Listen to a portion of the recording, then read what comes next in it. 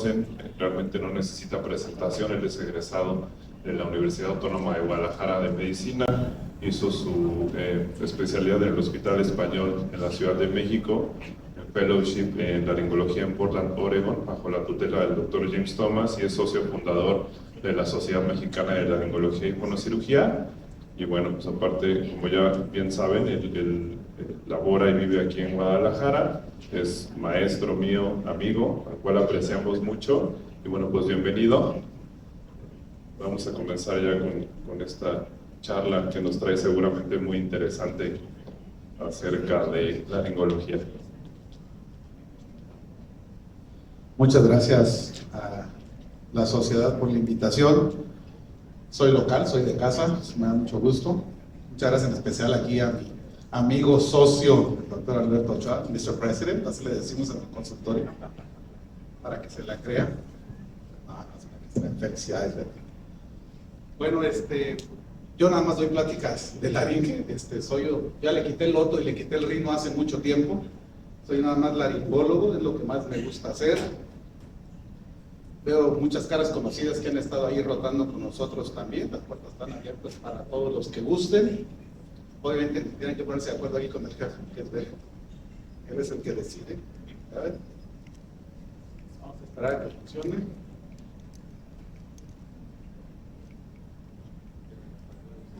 En esta ocasión vamos a tratar de dar como un tipo collage. No me quise enfocar nada más en un solo tema, porque de verdad que podemos apagarlo.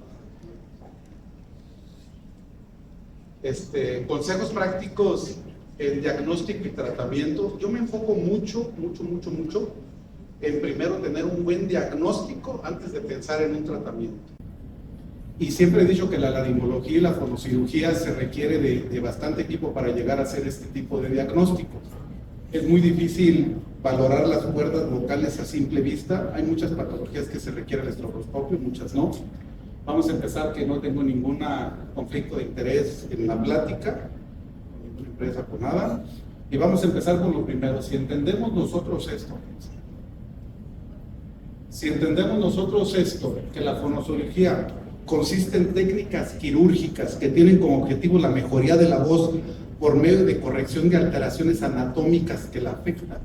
Y tenemos que tener en cuenta que la amputación o destrucción de la capa superficial de la lámina propia puede causar una adherencia a planos profundos y lastimar la vibración de la cuerda vocal para siempre. Es irreversible. Entonces, teniendo en cuenta este concepto, vamos a poder tener la decisión si nos animamos a hacer muchos de los procedimientos que les voy a enseñar a continuación en esta plática. Otra cosa muy importante que tienen que tener en cuenta es que el moquito que le ven en la cuerda vocal no hay que darle antihistamínicos ni hay que darle mucolíticos. Un importante elemento en la estructura de la cuerda vocal es una capa adicional externa de moco. Sin esta cobija de moco, el pliegue vocal no vibrará. Y esto fue descrito en 1966. O sea, estamos hablando antes de que existiera toda esta tecnología que nos enseñaba a ver la vibración de las cuerdas vocales. Esto es lo más nuevo que hay. Bueno, lo más nuevo no tiene mucha utilidad en la práctica de diagnóstico, tiene más practicidad cuando al paciente le enseña si tiene alguna lesión en la cuerda vocal. Nosotros en la clínica ya contamos con esta cámara y es la forma como se ven las cuerdas vocales en supercámara lenta. Recuerden que la cuerda vocal tiene una vibración hasta de 1000 vibraciones por segundo en algunos pacientes. El ojo humano tiene la capacidad de ver de 7 a 16 objetos por segundo. Entonces, si yo les muevo mis dedos así, ustedes no van a poder ver qué hay en el dedo. Se requiere ver la cuerda vocal en cámara lenta con este tipo de equipo para poder determinar si hay alguna lesión. Estas imágenes y videos me encanta enseñarlos porque imagínense una muesca, una cicatriz en este epitelio, van a afectar la vibración de la cuerda vocal. Entonces tenemos que tener mucho en cuenta que los procedimientos que llegamos a hacer en la cuerda vocal pueden alterar este movimiento. Esta cámara tenemos muy poquito con ella y hemos estado viendo lesiones y videos de cuando ya tienen cirugía, la cicatriz se ve espantosa, inclusive cirugías hechas por nosotros. Entonces sí desnuda totalmente la estructura de la cuerda vocal. No tiene mucha práctica, mucha eficacia en la consulta diaria. Lo que sí tenemos que tener para decidir primero un diagnóstico antes del tratamiento es un equipo para poder hacer el diagnóstico. Existen varias opciones: el estroboscopio, como todo el mundo lo conoce, la electromiografía, laboratorio de voz, que lo usamos realmente muy poco, y para poder ver los endoscopios flexibles, que existe el chip and the tip, o existe la fibra óptica. Ahorita les voy a dar algunas muestras de cómo se ve uno y se ve otro, y los endoscopios rígidos, que está el de 70 y el de 90 grados. Yo para mí en mi práctica siempre utilizo el de 70 grados, y en algunos congresos se ha puesto en cuestión que qué es mejor para poder valorar las cuerdas vocales, en los endoscopios flexibles o los lentes rígidos.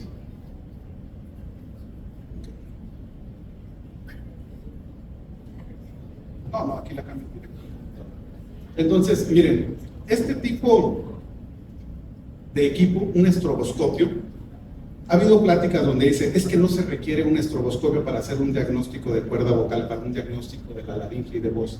Este es el claro ejemplo donde si tenemos una lesión y no tenemos estroboscopio, no podemos determinar, nos podemos meter a quirófano teniendo en mente una cirugía, y puede ser totalmente otra. Siempre tenemos que ver que la pérdida de la onda mucosa pueden ser por varias cosas. Este es el clásico ejemplo de una lesión maligna completamente infiltrada, donde nada más vemos la vibración de la cuerda vocal del lado derecho y vemos una fijación de todo lo que es la cuerda vocal izquierda. Entonces este paciente lo vemos en consulta y es un 99.99% que esta es una lesión maligna. Entonces tenemos que tener en mente el abordaje, si vamos a ir a quitar toda la cuerda, si vamos a dejar bordes libres, tenemos que apoyarnos con un oncólogo de cuello que nos ayuda. Nosotros tenemos en el equipo el doctor Omar Domínguez, que todo el mundo lo conoce. Yo siempre trabajo en equipo, no soy el dinero solitario, no trabajo solo. Este tipo de lesiones ya vamos con un diagnóstico y tenemos que llevar el tratamiento ya en la mente y los pasos a seguir. Decirle al paciente, lo que nosotros vamos a hacer es el paso A, pero sigue el B y sigue el C. Entonces, este es el valor realmente de la estroboscopia en algunos casos. Aquí les voy a dar un ejemplo de un paciente que nos refirieron porque tenía nódulos en las cuerdas vocales.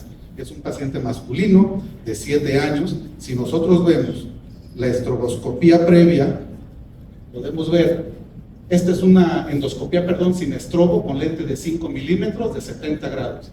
Y a distancia, pues se ven 2 puntos blancos ahí en las cuerdas vocales. Y si lo vemos nosotros en la endoscopía, así se ve. Cuando le ponemos estrobo, lente de 70 grados, de 10 milímetros, perfectamente vemos que es un quiste metido en la cuerda vocal.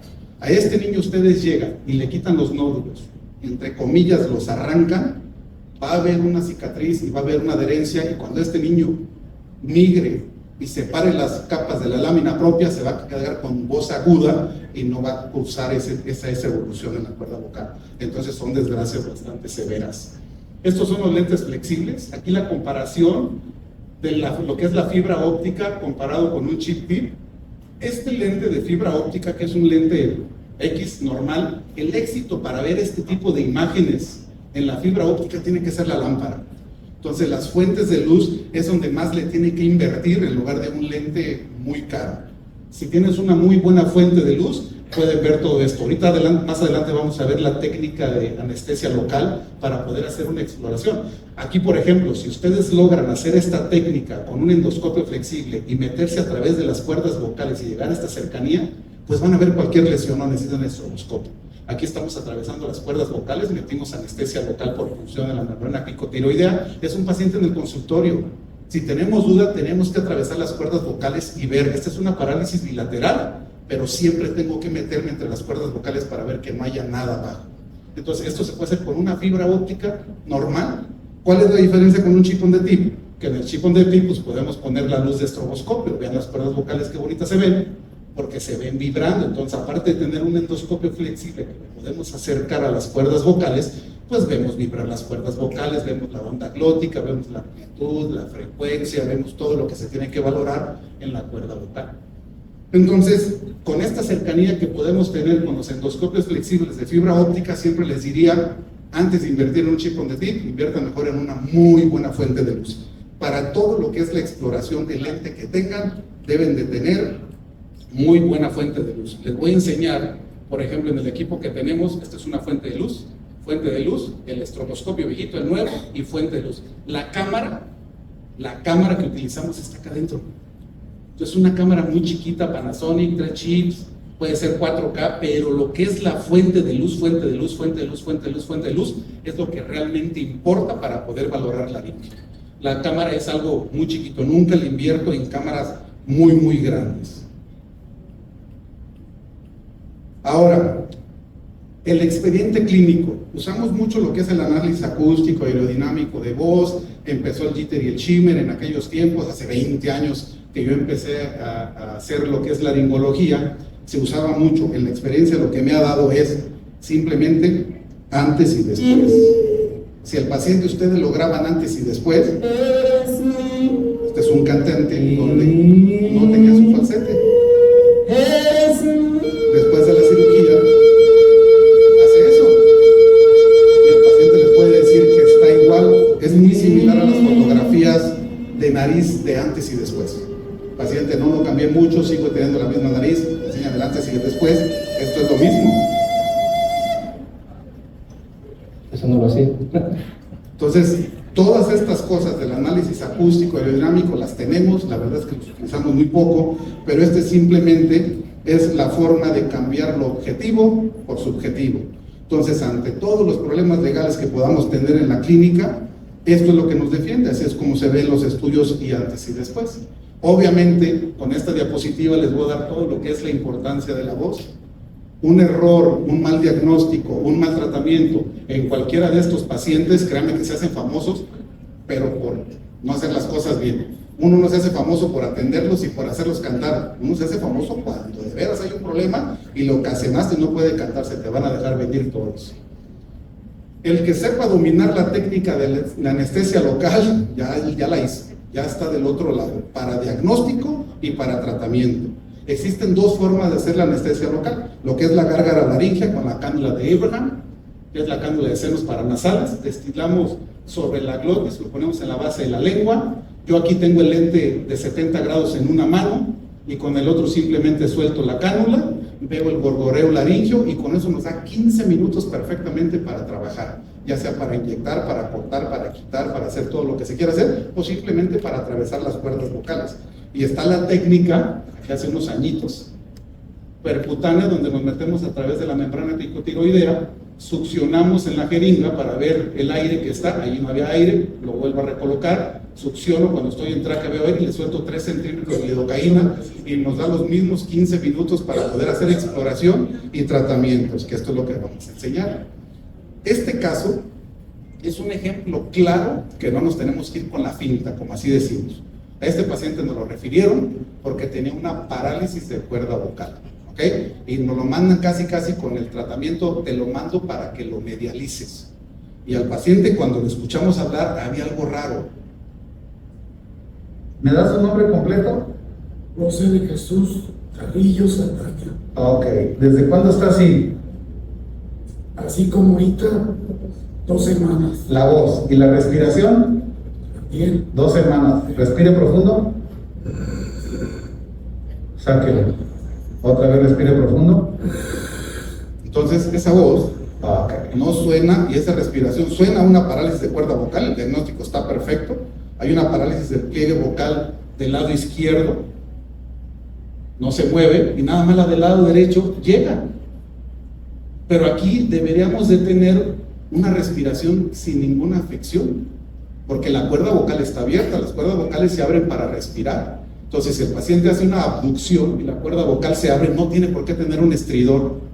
Entonces, este paciente tuvimos que hacer la exploración con el chipón de tip y meternos a través de la cánula. Aquí les quise también mostrar el video completo de la cánula de Abraham para poder atravesar. Ahí está la cánula. Vamos a destilar lidocaína por el gorgoreo laringio. ¿Cuánto tiempo se tienen que esperar para que esto funcione y puedan atravesar las cuerdas vocales? Este video es tiempo real, no lo edité. Ahí vieron la gárgara laringea. El paciente tose, siente raro, siente como si se estuviera ahogando. Le tienes que explicar, es normal que sienta esto. Ahí está deglutiendo, tosiendo, y como vas, para abajo. ¿Okay? Entonces ya puedes tocar epiglotis, puedes tocar ligamentos arepiglóticos, aritenoides, todo. te vas a través de la cuerda vocal porque se escuchaba algo raro en este paciente. Y a la hora de meterse, vean, una estenosis abajo de la cuerda vocal. Entonces, esta estenosis, ustedes medializan a ese paciente y le cierran más el área glótica, porque la medialización se trata pues de poner una cuerda a la mitad. Entonces la apertura para respirar iba a estar a la mitad de lo que este paciente lo tenía. Entonces íbamos a disminuir mucho más la respiración. Entonces íbamos a tener un problema doble, lo íbamos a hacer hablar muy bien, pero no iba a poder respirar. Entonces hay que hacer un buen diagnóstico antes del tratamiento. Medialicen a ese paciente y en un año no le sacan lo que le metieron. Tienen que inyectar ya la ruinaste, tienen que empezar a hacer este tipo de cosas. Lo hacen una tiroplastia o algo, imagínense el caos. Otro buen diagnóstico. Esta paciente obviamente tiene un pólipo de cuerda vocal y nos lo mandan con un pólipo hemorrágico en la cuerda vocal. Y a la hora de explorar, no me checaba la voz para la lesión, porque la lesión no está en el borde vibratorio, la lesión está en la parte superior de la cuerda vocal. Tiene una buena vibración, pero se escuchaba airosa, se escuchaba un escape de aire, un gis. Esta paciente tiene una parálisis del pliegue vocal del lado derecho y no se habían dado cuenta. Entonces, vean cómo nomás abre la cuerda vocal de este lado, y esta tiene una parálisis del pliegue vocal del lado derecho. Le tuvimos que pedir una tomografía de cuello contrastada y sorpresa, ¿no? Salió invadido el nervio laringeo recurrente de ese lado y tuvo que haber cirugía de cuello. El pólipo, obviamente no le hicimos nada, la referimos a la paciente para que tuviera su cirugía. Ya después la perdí, pero yo creo que el pólipo, con los antiinflamatorios que le dieron después de la cirugía de cuello, se le quitó. Pero entonces la mandan para un procedimiento y completamente otro diagnóstico. Esa es la importancia de hacer un buen diagnóstico en cosas tan obvias. Cuando nosotros tenemos ya el diagnóstico y queremos un plan quirúrgico, debemos de saber dónde lo hacemos. Si lo hacemos en consultorio, tenemos que tener en cuenta, inclusive para irnos al consultorio, estas cosas. Al rato voy a enseñar lo más difícil de llevar a un paciente a quirófano. Si ustedes van a llevar a un paciente a quirófano, ¿qué tienen que valorar para cambiar su opinión y llevarlo al consultorio? Todo este tipo de cosas. Estas son las complicaciones por malas decisiones en tratamiento. Vemos una paciente que supuestamente le quitaron un nódulo y terminó con una sinequia anterior. Es una paciente que obviamente hay que quitarle esta sinequia, pero es una paciente pues operada de un nódulo, algo muy sencillo, y su voz está peor. Esta no se las tengo que escribir. Es un paciente de papilomas laringios que ha tenido arriba de 60 cirugías. Ayer me llegó la paciente número 1, 140 cirugías de papilomatosis desde que tenía 3 años. La paciente tiene 26 años ahorita y lleva 140 cirugías. Entonces ahorita vamos a hablar, no iba a meter papilomas porque siempre me meto en un lío cuando meto papilomas, pero decidí meterlo al final de la plática. Y esto es un paciente que era imposible que le pudieran hacer la laringoscopía directa, suspensión. Vean el agujero que le dejaron en la pared posterior de la garganta. Era un paciente imposible de meter laringoscopio. Tiene una luxación ya del epiglotis. Este paciente lo operamos el día de hoy y lo hicimos con local, con el láser a través de canal de trabajo, y tiene un edema subglótico del procedimiento anterior. ¿Qué es lo que le querían quitar? Esta lesión pequeñita.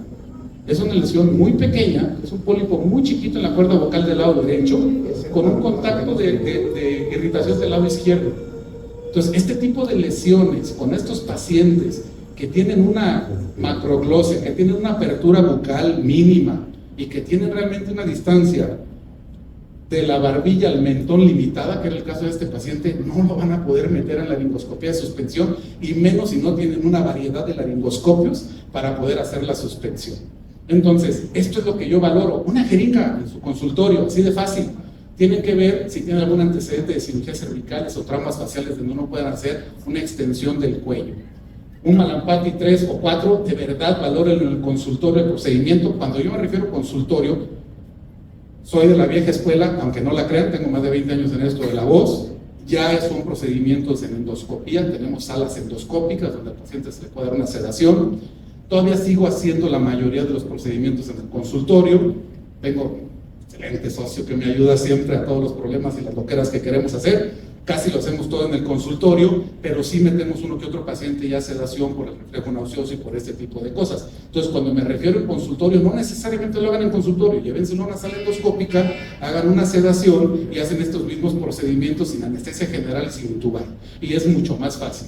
Si ustedes tienen la dentición maxilar completa, quirófano. Si tienen una macroglosia, de verdad, valoren hacer el procedimiento en consultorio. Si la apertura de la boca es de 2 centímetros, aquí podemos ver con una jeringa cuánto mide, y la distancia tiro-mentón, esta es de las más importantes, yo creo, cuando les digo que van a tener problemas para poder meter a un paciente a anestesia general. Obviamente, si quieren hacer tratamiento en el consultorio, en la oficina o en endoscopía, pues tienen que tener todo el equipo. Nosotros contamos con un láser, contamos con endoscopios flexibles, con canal de trabajo, todo eso lo tenemos en la oficina. Este es un ejemplo de un paciente tenor, se tenía que ir a hacer una audición al extranjero y obviamente era su oportunidad de la vida y traía esta lesión. Entonces tenemos que hacerle el procedimiento, un día de reposo vocal y a la lesión. Vean la lesión como la tienen, pequeñita, superficial. Algo muy chiquito. Lo metimos con endoscopio en el consultorio. Este todavía era el endoscopio flexible, no era el chip, era el de la fibra óptica. Enviamos por el canal de trabajo el láser de KTP, con esto le empezamos a disparar y ese es el resultado inmediato, ese mismo momento en el consultorio. Ahí vemos los moretones que hacemos y esta imagen es a los 5 días. El paciente se fue al extranjero, a Alemania, hizo su operación perfectamente bien.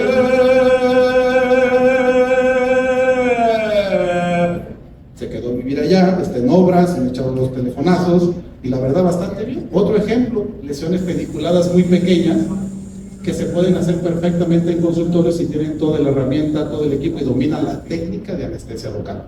En los procedimientos lo tenemos bien medido nosotros. Si nos entretenemos después de que hacemos la lidocaína, la estilación o la inyección percutánea, tienen 15 minutos para hacer todo. Se pasan los 15-20 minutos, ya no le muevan, se va a inflamar más la cuerda vocal, va a empezar a salivar, va a empezar a toser. Son 15 minutos, punto, mediditos los tenemos. Este es el ejemplo en el momento. Casi siempre sangrado es por la punción. Me gusta mucho más hacer la punción cuando tengo que inyectar membrana epitelioidea que la destilación de lidocaína por la gárgara laríngea. Estos son pacientes a los 5 días, la mayoría, casi todos los reviso a los 5 días. Cuando lo hacemos con sedación o con local allí en el consultorio, les damos 2 o 3 días de reposo de voz absoluto. Nunca dejamos más. Acuerden que esto es un músculo que dejan. Me han llegado pacientes que han dejado un mes en reposo de voz absoluto, músculo que no se usa, se atrofia. Entonces después el problema va a ser activar ese músculo. Todos los futbolistas cuando los operan no juegan fútbol, pero sí entrenan, sí hacen calentamientos. Esto es lo mismo. Nos hemos atrevido a hacer cosas bárbaras. Esta paciente llevaba varias cirugías, vean la sinequia que tiene.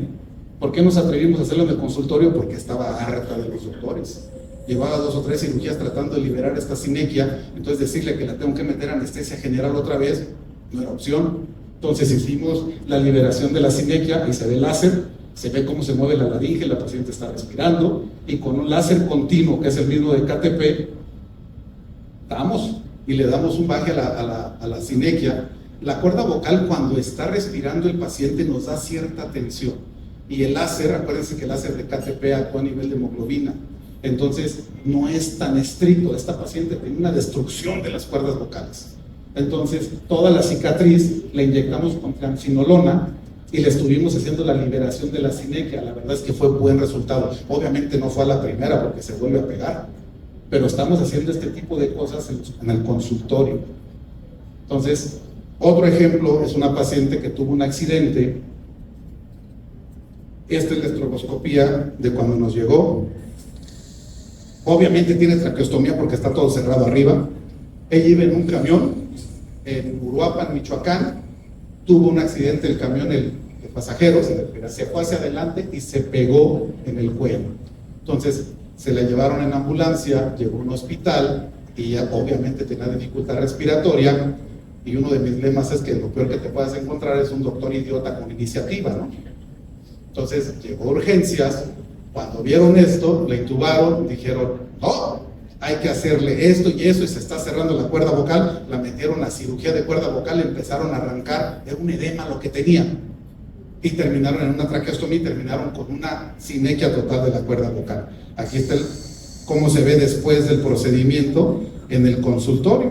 Entonces esta paciente no quiere hablar, esta paciente quiere que le quite la traqueostomía, es una chava universitaria, quiere respirar por arriba, le vale gorro si habla o no habla.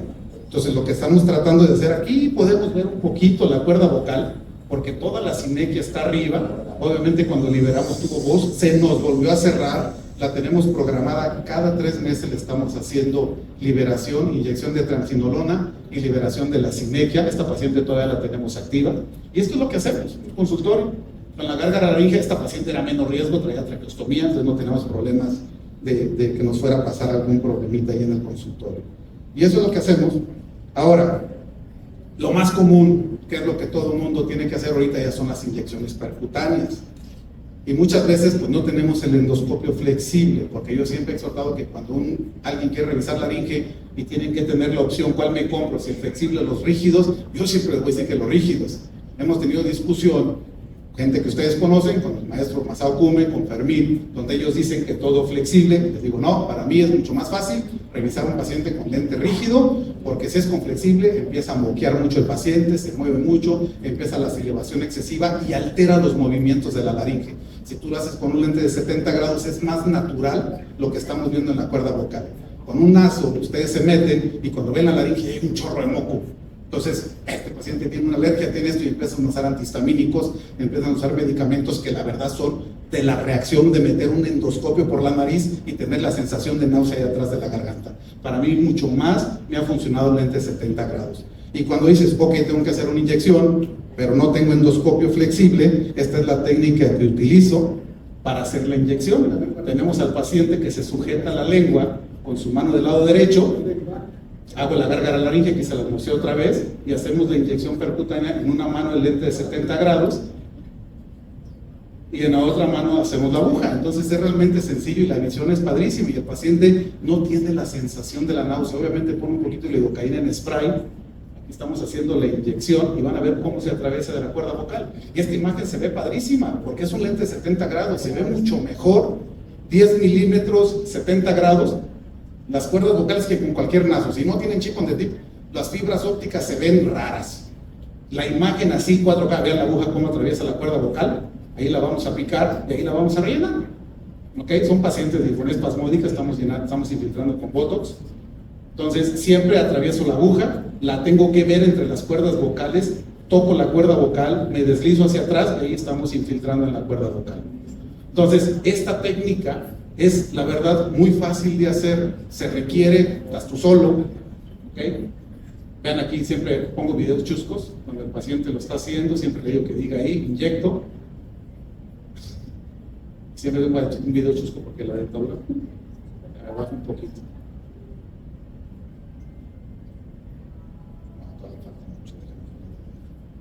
Entonces, eso es lo que está la dentadura. Eso. Algo chistoso. Hay varios tipos de inyecciones. Tenemos la inyección lateral. Esta es una forma que me gusta explicar por qué, cuando inyectas algo, cuando no inyectas, dónde debes inyectar. Cuando tú lo que quieres es medializar, tienes que inyectar en la parte de atrás para tratar de empujar. Cuando tenemos una lesión del borde y que tenemos que rellenar un surcus vocal, existen ahorita un chorro de rellenos, la verdad no tan agresivos, no tan gruesos, con el peso molecular leve, donde sí podemos hacer un poquito de rellenos a nivel de los defectos de la cicatriz de los pacientes ya operados. Entonces lo que tratamos de hacer es tener un cierre glótico completo, tratar de tapar esos defectos que hemos tenido de cicatrices que nos llegan. Entonces estos son los tipos de inyección. Obviamente existe la transoral. Yo creo que en el 99% de mis procedimientos los hago a través de la membrana tiroidea. Es muy raro que haga esta, pero es la que llevo a hacer, transoral casi nunca. Y este es un muy buen caso de otra forma, porque todos pensamos que es Botox en la cuerda vocal y es ácido hialurónico para medializar pacientes de parálisis. Esto en un paciente con un espasmo laringio. Vean este video. El espasmo era las bandas ventriculares. Era una paciente que entraba a urgencias sintiendo que se ahogaba. Vean cómo se meten las bandas ventriculares. Eran unos espasmos terribles de esta paciente. Entonces terminaba en urgencia, la terminaba nebulizando, dándole medicamentos, salbutamol, corticoides, y el problema que tenía, ven las aritenoides, esta paciente sentía que se ahogaba y se le cerraban las bandas ventriculares. Entonces a esta paciente le inyectamos neurotoxinas, el famoso Botox, en las cuerdas, en las bandas ventriculares. Vean el resultado, la inyectamos aquí y aquí en las bandas ventriculares, sacamos la aguja por la parte de atrás y vean cómo se ve perfectamente el ventrículo. ¿Sí se alcanza a ver? Ahí se ve el ventrículo, se ve la cuerda vocal, la paciente aduce, la paciente estaba feliz porque ya dejó de ir a urgencias porque sentía que se ahogaba. Obviamente el marido le decía que estaba loca y ya lo estaba provocando y que sentía que se ahogaba y le echaban aire, le jalaban los pelos, le pegaban cuando tenía el espasmo, y la verdad es que sí tenía un espasmo muscular de bandas ventriculares donde sentía que se ahogaba. Pasaba el efecto de Bernoulli, que entre más respiraba ella por la boca, más provocaba que se cerraran las cuerdas vocales. Entonces esta paciente se trataba con neurotoxinas a nivel de bandas ventriculares. Algo muy fácil cuando tengan este tipo de pacientes, en lo que decide la paciente si le hacen traqueostomía o le hacen una cordectomía, en las parálisis bilaterales de cuerda vocal. Le voy a poner el audio. Vean la parálisis bilateral, obviamente cirugía de tiroides, se llevaron los dos nervios y la paciente paralizada, por ahí respira, con un estridor tremendo.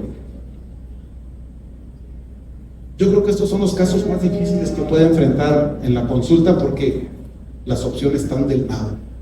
Traqueostomía o una cordectomía total con un pedazo de la aritenoide para que pueda respirar. Entonces, a estos pacientes les ofrecemos inyectarles un chorro de toxina botulínica en las cuerdas vocales. ¿Ven cómo la dejamos de paralizada? Obviamente les damos técnicas de deglución con la barbilla pegada al pecho, volteando más a un lado que el otro, pero ya puede respirar, obviamente mientras deciden qué le van a hacer. ¿Okay? Si va a ser la traqueostomía o va a ser la cordectomía. A estos pacientes les va muy bien a nivel respiración porque no se pueden ni dormir, duermen sentados. Entonces esto nos da, pues, para que decidan 4 mesecitos cuál es lo que va a seguir, porque obviamente al acabar el efecto pueden seguir con esto, pero sacrificamos. Entonces, son de las cosas, aparte de lo más común que hacemos, de nada más de medializar y de disfonías espasmódicas. Obviamente los granulomas, todo el mundo conoce que los granulomas no los pueden operar, si los operan van a salir más grandes. Este es el ejemplo de un granuloma después de 3 cirugías y lo vuelven a operar y lo vuelven a quitar, le va a volver a salir el granuloma. Si van a operar un granuloma, al paciente le tienen que decir que le tienen que hacer 3 inyecciones posterior con transinolona para que desaparezca. Y lo quitan, va a volver a salir. Este paciente es un granuloma gigantesco de la cuerda vocal del tercio posterior, operado 2 veces. Esta es la estroboscopía después de la cirugía. Aquí vemos la zona 5 días después de la cirugía. Vemos la zona de contacto, obviamente ya habla. Y lo tienes que estar vigilando cada mes, al paciente cada mes. Y en cuanto empieza a salir el granuloma, 1 mes de la cirugía, aquí empieza a salir el granuloma, ahí lo tienes que inyectar. Entonces hacemos las técnicas de inyección al granuloma directamente para que pueda desaparecer. Aquí se ve la aguja cómo inyectamos los granulomas. Este es otro caso que el granuloma iba a empezar. Cuando están chiquitos nunca los meto a quirófano, siempre los infiltramos. Cuando están grandotes como el que vieron, obviamente lo tenemos que quitar. Un granuloma no es quirúrgico, es para infiltrar. Entonces metemos la agujita, infiltramos el granuloma, 2 inyecciones es lo que casi el promedio se lleva para poder desbaratar este tipo de lesiones. Esto es 6 meses después, 2 inyecciones después, obviamente nada más fue una sola cirugía, ya llevaba 2, y este es el paciente ya perfectamente después. Entonces el tipo de granulomas también es a través del local inyectado en el consultorio, no se tiene que dormir. Cuando ya tenemos lesiones que son a fuerzas de quirófano, tienen que tener en cuenta todo lo que les platico. No entrar a quirófano sin un diagnóstico. Y tengan en cuenta que la disfonía puede ser por algún problema no quirúrgico, porque si se meten a quirófano, después va a haber problemas. El ojo ve solo lo que la mente está preparada para comprender. Como decía mi maestro Matiz Gallardo, los ojos no ven lo que el cerebro no conoce. Entonces hay que tener en cuenta siempre esto, tienen que saber qué están viendo. Si no tienen un diagnóstico, no se metan a quirófano, tiene que haber diagnóstico. El principal problema en tratamiento en quirófano, todos los pacientes que han sido referidos, todos han sido por no poder colocar el laringoscopio de suspensión. Esto es lo más difícil de la cirugía de quirófano. No es quitar una lesión, no es hacer un colgajo, no es arrancar un nódulo, un pólipo, es esto. Esto es lo más difícil. Pueden ser varias cosas, no poder realizar una buena visión por laringoscopio de suspensión. Ustedes cuando tengan un paciente tienen que verlo así. O sea, cuando ustedes ya tengan la cuerda o el laringoscopio colocado, tienen que trabajar libre y tienen que ver a través del laringoscopio de suspensión las dos cuerdas vocales. Entonces, si no tienen el equipo, podemos tener problemas. El anestesiólogo tiene mucho que ver. Si es un anestesiólogo que la primera vez que entran con ustedes, ellos terminando la cirugía, que son muy rápidas, 15, 20 minutos, no los quieren profundizar, porque no se quieren quedar cuidando al paciente, entonces los dejan todos tensos, no hay una buena relajación y ustedes no van a poder doblar las cervicales. Entonces es importantísimo la relajación, es importantísimo que ese anestesiólogo que sepa lo que está haciendo con ustedes. Es bien común esto. ¿Okay? Y obviamente tienen que seleccionar un paciente, como les decía el que les mostré. Obviamente si tiene un cuello corto no van a poder meter el laringoscopio de suspensión. Entonces esto es lo que vemos nosotros en el paciente cuando queremos colocar un laringoscopio de suspensión, y nosotros cuando hacemos una exploración en consultorio le pedimos al paciente que haga esto. Entonces esta posición es la que tienen que tener ustedes cuando acuesten al paciente, y así se ve. Aquí lo tenemos todavía sin cubrirlo, donde le ponemos algo en los hombros, ponemos unas sabanitas en la cabeza y todavía ponemos una dona de gel para que la paciente tenga esta posición. Ya cuando la vemos vestida ni se nota. Pero esto es lo más difícil del procedimiento. Otra cosa que ayuda muchísimo y que de verdad nos ha cambiado la forma de meter un laringoscopio, cuando van los residentes a rotar, les digo, después de que ven esto los tenemos que asesinar, porque este es un secreto, ¿verdad? Así les decimos. Esto fue un invento de nosotros, lo que es la Aquaplast, ponérselo encima de los dientes. Créanme que usamos y compramos de estas cosas a lo loco. Compramos de todas para poder usar todas. Estas alturas de los protectores dentales agarran un espacio, y a la hora de hacer palanca con el laringoscopio de suspensión se llevan los ligamentos de las amígdalas. Ahí es donde sufre el ligamento en la lengua. Entonces el colocar algo tan chiquito y una protección de todos los dientes es padrísimo. Entonces cortamos una Aquaplast, el agua caliente, no les voy a explicar a ustedes cómo se hace esta cosa, y lo ponemos encima de los dientes, lo marcamos. Y vean qué fácil, y es exactamente la medida del paciente, súper delgadito, protegemos todos los dientes, nos ha cambiado la vida. La verdad, ese protector de dientes se lo recomiendo y van a notar la diferencia de poner un laringoscopio de suspensión. Obviamente tenemos que tener un chorro, si yo me creo laringólogo, pues tengo que tener todo esto, por si a la hora de la hora no queda con uno. Hemos tenido que cambiar, yo creo que en un 50% de los casos metemos uno y no queda y no lo hemos cambiado. Vamos a colocar cuando vemos que no llega. Eso de comisura anterior y que no es cierto. O sea, realmente el problema va a ser a la hora de la lengua, empujarla, y cómo haces la tracción para poder ver las cuerdas vocales. Ojo, todos los pacientes tienen que ser realmente, entre comillas, rápido, tienen que ver esto a través del laringoscopio, tienen que cuidar la lengua y tratar de hacerlo, entre comillas, rápido, porque a los pacientes les dura 2 o 3 meses la lengua dormida. Entonces la suspensión apachurra la lengua, entonces los pacientes salen con desviaciones de lengua cuando los operas, toda la cirugía muy libre, muy limpia y todo. Entonces, ¿esto qué hace? Ahorrar tiempo. Pues este tipo de microscopio, no tienes que estar acomodando, quitando, te sales del campo y te tienes que regresar. Este tipo de microscopios tienen memoria, como lo vieron. Entonces tú lo puedes quitar, aprietas un botón y se regresa exactamente a donde estaba. Y esto agiliza muchísimo los tiempos. Obviamente son equipos muy sofisticados, pero sí hacen que sea muy rápido el procedimiento. El instrumental tenemos que tener de todo. Y tengan en cuenta algo que siempre platico. Cada pinza tiene su función. Estos son para sujetar suturas, para sujetar los materiales que vamos a inyectar. Las famosas copitas no son para arrancar nódulos. Las famosas copitas son para meternos adentro de la cuerda vocal y hacer una resección abajo del epitelio, nunca arriba del epitelio. La pinza que más utilizo es esta, la pinza de triángulo. Como pueden ver aquí, hacemos una tracción para poder ver el quiste y poder hacerle incisión atrás. Entonces, este es el famoso microflap, que esta es la técnica quirúrgica si quieren operar pacientes de laringe, es la que tienen que dominar, es con la que casi siempre quitamos todas las lesiones. Aquí vamos a ver el microflap, donde traccionamos y vamos a marcar perfectamente lo que es el quiste. Entonces, dicen, la lesión más común de la laringe es nódulos. No es cierto, yo creo que yo opero un nódulo por 90 cosas de otra cosa, que no sean nódulos. Aquí se marca perfectamente lo que es el huevito, el quiste, la lesión. Hacemos una incisión con la tijera cerrada, nos clavamos y abrimos la tijera como si estuviéramos haciendo una disección. Se nos suelta, volvemos a agarrar el epitelio hasta que no tengamos perfectamente, vean cómo se va a marcar padrísimo los bordes desde el quiste. Obviamente el objetivo es sacarlo enterito, casi siempre me salen enteritos. Ahorita van a ver, casi todos se rompen, y el que nos sale enterito lo guardamos para padre en la plática. Y este lo puse, vamos a ver si me sale, no me acuerdo si me salió, obviamente ahí se me mueve un poquito el campo. Acuérdense que estamos con dos manos en el aire apoyados, entonces no se desesperen, no lo tienen que arrancar, y con tijerita hasta que no lleguemos y nos dé el plano. En esta vamos a ver el plano ya, el epitelio, y ahí vamos a ver el plano del quiste. Vean, el quistecito. Entonces ahora sí, ahí lo trato de sacar, vemos la lámina propia atrás, ahí lo quise sacar y se me rompió, ya sabía. Entonces no se apuren, ya tienen el plano. Esta cosa inclusive lo apachurran y se sale solo. Aquí vamos a agarrar la cuerda como si le hiciéramos un exprimido nada más y nos lo vamos a traer completo. Entonces no es cuestión de arrancar lesiones, ahí lo ven, desde atrás, y ahí viene el huevito.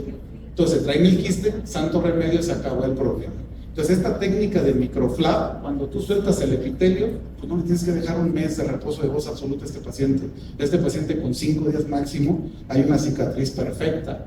Tenemos un chorro de lesiones por sacos y por puentes submucosos. Este es el ejemplo de un saco donde, vamos a hacerlo, lo puse en cámara rápida para que se viera, para agilizar el tiempo. Ponemos un palpador y vean cómo se mete el palpador a través de ese hueco. Entonces es un huequito donde tenemos como si fuera una hernia. Un saco es como una U donde en medio tiene un pedazo de carne y aquí está abierto. Tenemos que disecar todo alrededor del saco y sacar el pedacito de epitelio que está ahí adentro de la cuerda vocal. Aquí se va a ver cómo estoy abriendo con la tijera y lo voy a puncionar y lo voy a empezar a sacar. Entonces hay que abrir, disecar el saco todo por dentro. Tenía un dibujito aquí, nomás no sé por qué salió, de cómo se veía el saco y cómo lo teníamos que empezar a disecar. Agarro un poquito de tequila. Ahí vamos a empezar a disecar. Y ahí se va a ver cómo lo voy a estar jalando. Estos sí se los quise mostrar todo, porque este tipo de lesiones solo con estroboscopio lo pueden ver. Y no puedes entrar a diagnóstico, sin diagnóstico, perdón, a hacer un procedimiento, porque tienes que estar preparado para ver qué se va a hacer. No, déjalo adelante. No lo edité, perdón.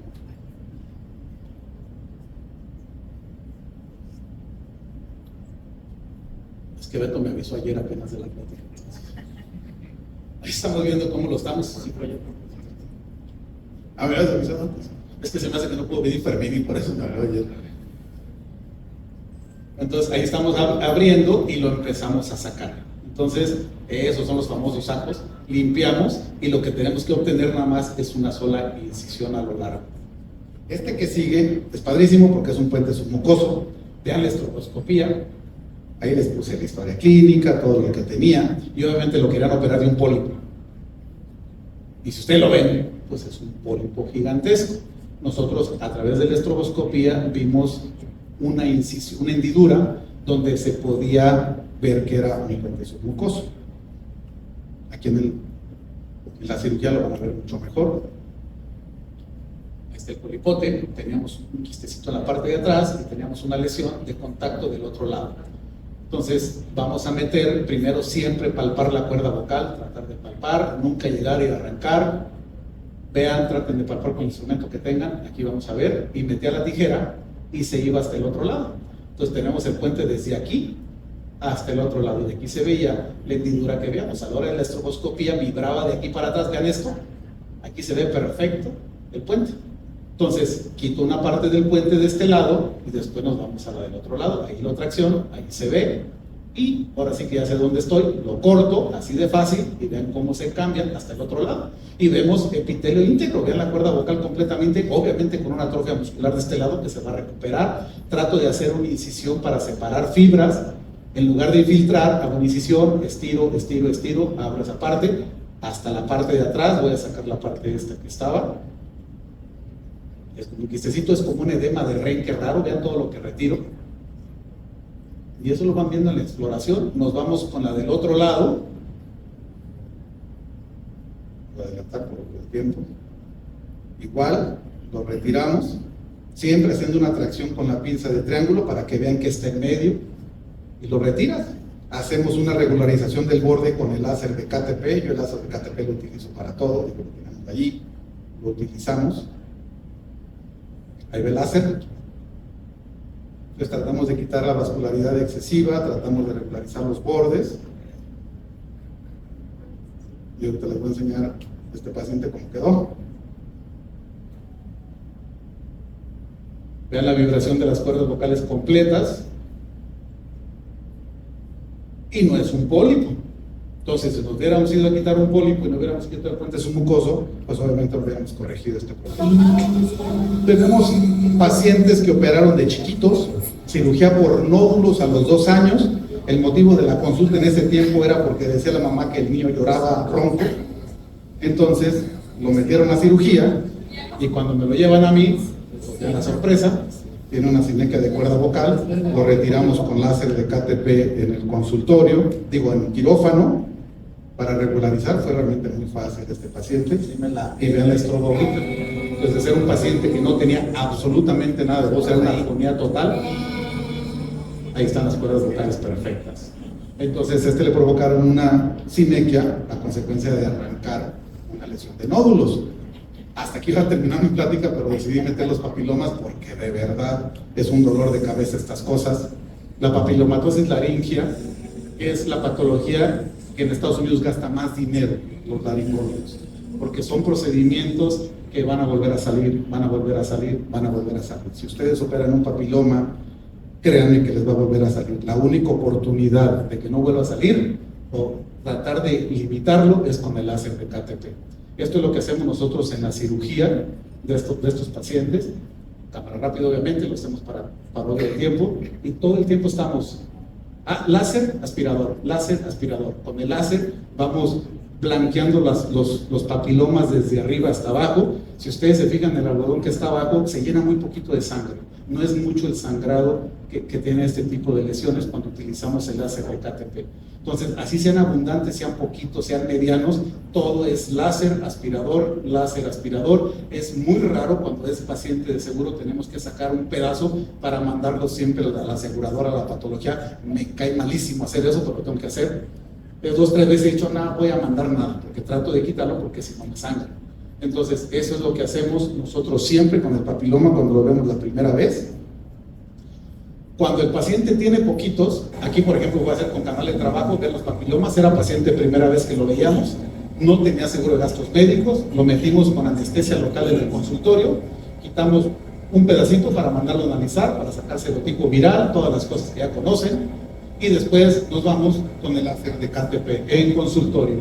Este paciente la primera vez nunca ha entrado a quirófano, porque cada que sale lo agarramos en fase pequeña y lo volvemos a hacer en el consultorio. Este es otro paciente, este es el papiloma, ya lo operamos una vez en el quirófano, regresa a los 2 meses y tiene este crecimiento. Entonces lo hacemos en consultorio. Estas son las actualidades en papilomatosis laringea recurrente. Tenemos que tener una comunicación en la relación médico-paciente muy estrecha. Si ustedes al paciente, que fue el caso que me llegó ayer, no le dicen al paciente que le va a volver a salir, el paciente va a decir, ya me operaste, ya me cobraste, 3 meses después, ya está disfónico, entonces ya exige el paciente, me operaste y no estoy bien. Entonces tenemos que tener una buena comunicación con el paciente, explicarle perfectamente cómo es la patología. Es la patología más desgastante con el médico en la relación médico-paciente. Créanme que hay médicos que me dicen, ya te lo mando ya, porque ya no saben qué hacer con él. Siempre porque lo meten con técnica fría. Es la patología más costosa en los procedimientos de fonocirugía, como les decía, y esto se los pongo muy claro. Me he metido muchos problemas con mis colegas laringólogos porque lo pongo. Si no se cuenta con láser, no se recomienda realizar la cirugía de papilomas. Así de plano es la decisión. Obviamente es una sugerencia mía, porque en congresos nacionales me han dicho, pues yo trabajo en el IMSS y a mí no tengo láser, yo la tengo, ¿no? Y ya cuando empiezan a alegar, le digo, si fuera su hija, ¿qué haría? Y es cuando ya no me dice nada. Entonces, todas las cirugías que ustedes hagan con técnica fría van a volver a salir igual o más. Así de fácil, igual o más. Y si ustedes lo hacen con láser, lo tenemos probado nosotros, tienen la oportunidad de durar hasta 2 o 3 años sin la aparición del papiloma. Entonces la calidad de vida en voz, que es a lo que nos dedicamos, a tener al paciente con voz, es mucho mejor. Entonces, si la cirugía subsecuente sin láser es más difícil por mayor crecimiento y en menor tiempo. La cirugía subsecuente con láser es menor crecimiento y en mayor tiempo. Ahora con lo del COVID, tenemos un paciente de Michoacán que ya tenía 6 años, había tenido como unas 10 cirugías previas, yo lo operé 3 veces, y ya tenía como 6 años sin aparición de papilomas, feliz. Le dio COVID, pum, le apareció otra vez COVID, y ahorita ya tiene 2 años sin lesión. Tenemos un cantante que nos costó mucho trabajo, pero era cantante y le salieron papilomas, entonces sufrió mucho, se deprimió, fácil duró unos 3 años sin poder cantar, pero ahorita ya cumplió 4 años sin un solo papiloma. Entonces, el bevacizumab, el cidofovir, limón con tajín, lo que ustedes quieran, a mí, láser de KTP, todo lo demás lo he utilizado, no he visto ninguna diferencia. Con el láser de KTP solo es la misma que echarle limón y tajín y echarle bevacizumab. Esa es mi experiencia con mis pacientes. No tanto lo que diga la literatura. Entonces, cuando no hay que gastar en bevacizumab, no lo gaste. Yo no he visto ninguna diferencia, ni con el bevacizumab, ni con el cidofovir, ni con el tajín con limón. Entonces, esto es lo que hacemos. Casi siempre la primera es en quirófano, casi siempre las subsecuentes en oficina, es consultorio en sala de endoscopía. Hacemos una revisión cada mes, todos los pacientes sean de donde sean, cada mes. Y si presenta crecimiento, en ese momento sacamos el láser, tenemos una sala donde ya tenemos casi todo montado, hacemos el láser, nos tardamos menos de media hora y al paciente le quitamos con anestesia local la resección. Les hacemos paquetes desde un principio, entonces ese es un consejo que puedo dar. Y casi nunca el paciente regresa al quirófano. Tenemos una muy buena casística de nada más una sola vez lo metemos a quirófano y todas las demás son en endoscopía. Y aquí ya acabé.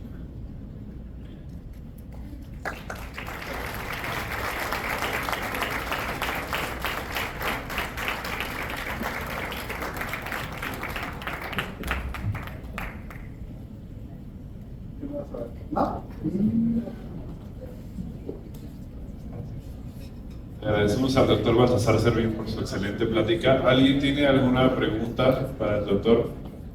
¿Tienen un micrófono que le pueda pasar a la doctora ahí en la parte de atrás, por favor? Tríteme, doctora. ¿Desde qué edad les haces endoscopía con líquido a los niños? No, sí necesita el micrófono. ¿Desde qué edad en pediátricos les hacen endoscopía rígida o endoscopía? Tenemos, por ejemplo, hoy vi una paciente, le hice estroboscopía de 2 años. Entonces, es que la clave es si se dejan. Tenemos pacientes que a veces les digo, si así fueran todos, yo sería pediatra. Pero no todos se dejan. Los engañamos, les empezamos, abre tu boca, con el 70 grados 5 milímetros, tenemos un 5 milímetros, y con eso es muy fácil. Endoscopio flexible no me atrevo a meterle a los niños, aunque se mueven, se lo agarran, lo jalan y los podemos lastimar. Pero sí tenemos niños pequeños de 2 años, donde empezamos a hacer con 5 milímetros y se hace muy bien. Primero que nada, muchas gracias por su plática, súper interesante. Me gustaría preguntarle algo que creo que puede estar en la boca de todos. ¿Tiene algún manejo diferente cuando los papilomas, de lo que dijo que me habla, cuando los papilomas salen con un serotipo 16 o 18 en vez de uno benigno? Sí, la revisión es más extensa y los cuidamos. Siempre valoramos con estroboscopía la vibración de la cuerda vocal. no los puedes radiar, no les puedes hacer nada si no tienes una seguridad que ya es maligno. Entonces lo que tratamos de hacer es una vigilancia estrecha. Los pacientes de papilomas te los tienes que hacer amigos y tienes que tratar de, eso es un consejo también, y le consta a mis socios que han estado, la gente que ha rotado, muchas veces no les cobramos las revisiones porque tenemos que darles esa confianza que se tienen que estar vigilando. Entonces no les puedes cobrar estroboscopía cada que van porque el paciente te abandona. Estamos en un país donde tenemos que hacer esas cosas. Entonces sí tenemos nuestros métodos de estar con un paciente cercano, más cuando son de fuera, que la mayoría son de fuera. Así tengo un paciente de Mazatlán que viene mucho y a veces le tengo que hablar, oye, ya te toca revisión, échate la vuelta, acuérdate que no tiene costo, y eso hacemos. Pero cuando son serotipos altos, siempre es vigilancia, doctora. El tratamiento lo hacemos exactamente igual. Tratamos de vaporizarlos cuando están en consultorio, tratar de sacarlos en ese momento, y les ha ido muy bien. La verdad es que la respuesta de estarla haciendo cada mes, estar con el KTP cortándoles la hemoglobina de esos papilomas, hace que no salgan otra vez. ¿Otra? Me das miedo, Judith, ¿qué me vas a preguntar? ¿Recomiendas el uso de vacuna? ¿De Sí. vacuna para el papiloma? Sí. ¿Pacientes? Es como un requisito a todos nuestros pacientes. Esto nos convenció el doctor Masao Kume un tiempo porque nos pusimos de acuerdo en decidir una vez una junta con agua de horchata y Jamaica, y nos pusimos de acuerdo en si íbamos a pedir a todos los pacientes vacuna de Gardasil y si a todos los pacientes que nos llegan a nuestro consultorio, inclusive nosotros estamos vacunados de papiloma del Gardasil. Todos. Si hemos visto resultados, no está comprobado científicamente como quieren mostrarlo a veces todos, pero sí hemos visto menor crecimiento y menos adheridos con la vacuna de Gardasil. ¿Alguien más? Ok. ¿Todo? Bueno, pues muchísimas gracias, de verdad, es un placer estar aquí. Muchas gracias por la invitación.